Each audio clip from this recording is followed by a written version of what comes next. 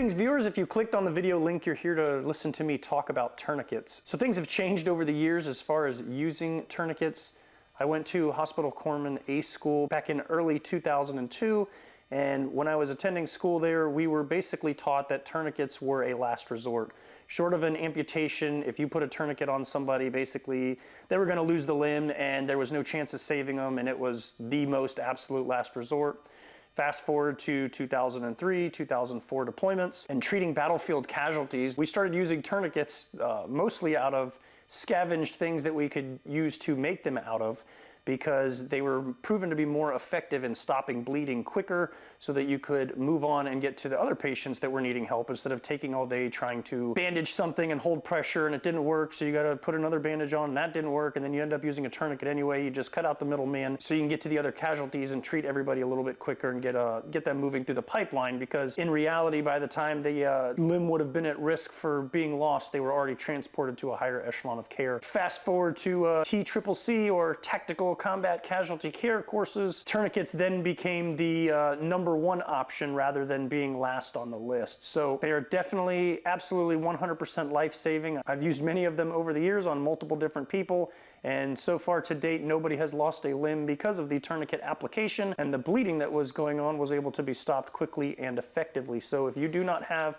any tourniquets in your kits anywhere, your medical kits, your emergency bag, on your person or in your vehicle or your workspace somewhere, I highly recommend them. They're absolutely an essential piece of gear, and I would recommend not only having one but multiple, because as we know, one is none and two is one, right? So what would really be bad is you have one tourniquet on you, some sort of accident happens, somebody loses two limbs, you're able to put one tourniquet on and then you're just fighting to stop the bleeding on the second one. So minimum two at least, I would say. If you have a large enough bag or space capacity to have more available, then I would definitely recommend having as many as you can. I know they are not necessarily cheap, but I can assure you that your life is worth more than whatever you're going to pay for a single or two tourniquets. So speaking of tourniquets, there are multiple different styles, but generally they are all the same in terms of the way that they function. As far as you'll see Gen 1, Gen 2, Gen 3, they come in different fancy colors. They're orange, tactical black, blue, are usually designated as training, but they still work the same. So they're usually generally constructed of some sort of wide strap material, because the last thing you want is something thin cutting into somebody's skin as you're tightening it down around them. That's going to cause a little bit more damage, so the wider it is, the better. So usually these have a little bit of a wide strap to them. They've got this little bar here. It's usually going to be made out of metal or plastic. This particular one is metal. This is the windlass, you'll hear it called. And then there will be one or two of these little kind of stop things. Basically, when you twist this around to tighten it, they're kind of used to generally lock that in place. So some of them, again, will have two. As long as there's at least one on there, you're good to go. And then there should be some sort of belt type mechanism where the strap feeds through so that you can tighten it and also loosen it as well. And then there will be some sort, again, this is where a lot of them differ. The mechanism, this should be able to be disconnected so that it's one long strap. So this one has a little metal hook on here that it's kind of a pain to finagle, but you can pop it out of there so that it comes off and it is separate. I do not recommend keeping it like this at all, because if time is of the essence and somebody's bloody, for those of you that may not be aware, blood is very slippery and slick, and it makes it difficult to get things done when you need that manual dexterity in your fingers, especially if you put gloves on first. You're going to be having an issue with this. So do not leave this removed. Leave this hooked on there. Worst case, keep this strap open so you have plenty of space, and there's multiple reasons for that. So the first one might be the person that you might be using this on may be very large, and you don't want to, again, be having to fight with this thing. You want this thing to be set up to go to grab it and start using it. You don't want to be fighting with it. Do not leave it in the package. Don't leave it, again, unhooked. Put this thing wherever it's going to be and keep it ready so that it's going to be going from where it is now to going on to a patient immediately, whether that's yourself or somebody else. Again, time is of the essence, so we don't want to waste time fighting with this thing, trying to rip plastic off of it or rubber bands or whatever other goofy stuff you have on here holding it in place. Keep it folded up, tucked in some sort of pouch, pocket, wherever, so that when you grab it, it's ready to go. So again, keeping it at a decently large setting does a couple of things for you. Number one, your patient that you're putting it on may be kind of large. Also, they or you, if you're having to put this on yourself, may be in a bad position laying down, especially if they're unconscious or something. You need to get this around their leg. it's a little bit difficult to try and scoot this thing up from their foot all the way up to their leg to where it needs to be applied. So if you have less stuff possibly dragging on it, you have more room to grab up here and pull so that this will slide more effectively underneath them, or you can kind of use a seesaw motion to get it slid up the leg or wherever, again, that you may need to have it applied. Also, again, having it on the wider setting, like I said, if you do need to use this on yourself, you do not want to have to fight with it to get it to open, because it's a lot easier to shrink this thing than it is to open it up. And also, again, if you're needing to put this on your own leg and your leg is fairly long sticking out and you need to get around it, you can kind of, I guess, lasso your leg so you have more room to sling it around and then be able to pull it up to where you need it to, so that you can then start fighting with it and cinch it down. I wouldn't necessarily leave it at the absolute widest most setting, because then you may run into issues if this does happen to pop out and come undone. You're really going to be in a world of hurt. So just leave it fairly wide so you have plenty of room to get in here. So I've talked about storing it and keeping this thing ready. So when do you use one of these? Well, the only time you're going to use a tourniquet is on an extremity injury, and those extremities consist of arms and legs. This is not used around the neck for any head injuries. It is not used on the thorax, stomach, anywhere in the center of your body. It's not going to be effective. These are only good for arms and legs. So again, I mentioned already once, an amputation would obviously be an immediate indication for using a tourniquet. People work around heavy machinery and they get something caught somewhere it's not supposed to be, or there's a car accident and somebody's missing some parts that are supposed to be there and they're not.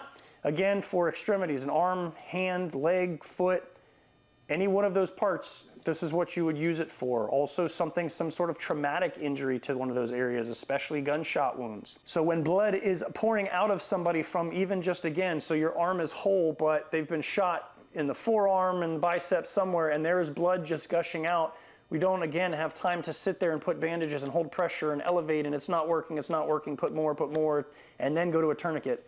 Throw a tourniquet on immediately. So regardless, if let's say again, my arm is what's injured, whether the injury is down here and my hand is missing, or from the elbow down, or even up here, when you apply a tourniquet, you're gonna put it as high up onto that extremity that is affected as possible. So again, if I've got an injury that's down here, it doesn't matter. I'm not gonna go, again, when I was taught way back in the day, they would say, put it 2 inches above the injury site. Well, for example, let's say I get my arm caught in some machinery and my hand is gone and there's just a stump here now and it's bleeding. If I just go 2 inches above where the injury site is, veins, arteries are kind of elastic a little bit. So if you think about holding a rubber band and then you have a friend of yours cut it, what's going to happen to that elastic? It's going to kind of snap back a little bit. So just because the injury is right here where my veins and arteries are running this way, if they get cut, they have a tendency to kind of pull back a little bit. So maybe going up that 2 inches from there might not even catch the end of it. So you've got a tourniquet on and you can't figure out why it's bleeding. Well, that tourniquet's stopping it, but the blood's now starting to fill up here. So what we want to do is we want to go up as high as possible. We want to eliminate any sort of anything that's going to interfere with this tourniquet working. So again, injuries down here, slip the loop over, especially if you're having to do this yourself. You're going to want the strap side towards you. You don't want that on the outside, because then you're just going to be fighting with it. So the direction that you're going to be pulling from, put it on here. You can do this one-handed. So I've got it around my arm, pinch it between my body, and just start tightening. And you kind of ratchet it down. Again, it's not much easier if somebody else is doing it or you're doing it for somebody else, but again, it can be done one-handed. Just compress it between your body, pull. This thing needs to be tight. If you're practicing with it, don't try and kill yourself or break anything trying to get it down. Just, this is kind of getting that familiarity with operating it. But when you put this thing on for real, in a real situation, somebody's bleeding and you're trying to stop that blood, this thing needs to be tight. The purpose of a tourniquet is to pinch off the blood flow and stop it from leaving the body where it's not supposed to be. So this thing's going to be tight. They're probably already going to be screaming, or you are, from the injury itself. But once you've got this thing cinched down and it's tight, now it's time to tighten it even more. That's where this windlass comes in. It is connected to that strap that's running around. So we're going to turn it, and we're going to turn it, and we're going to turn it until it will not turn anymore. And then once we get to a point where we can capture the end, you're going to use that to grab one of these. Some of them may have a little kind of thumb screw thing you're going to want to turn, and what all that does is it compresses the strap and it keeps it from popping out. It's kind of like a little alligator clip type thing, which is possible to get bumped, and then that will release pressure on it. So that's what that thumb screw on there is for.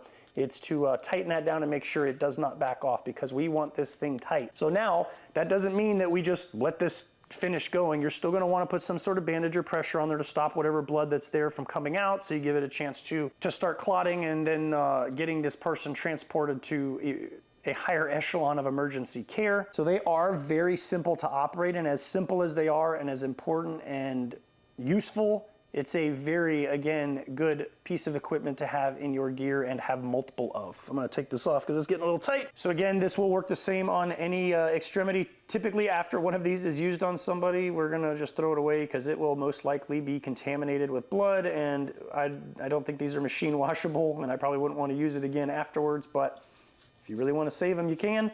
I would keep one handy that you can use for practice, teaching your friends, teaching your family members, your coworkers, however, to practice using one of these. If and when something happens, you're going to want it to be used as quickly as possible.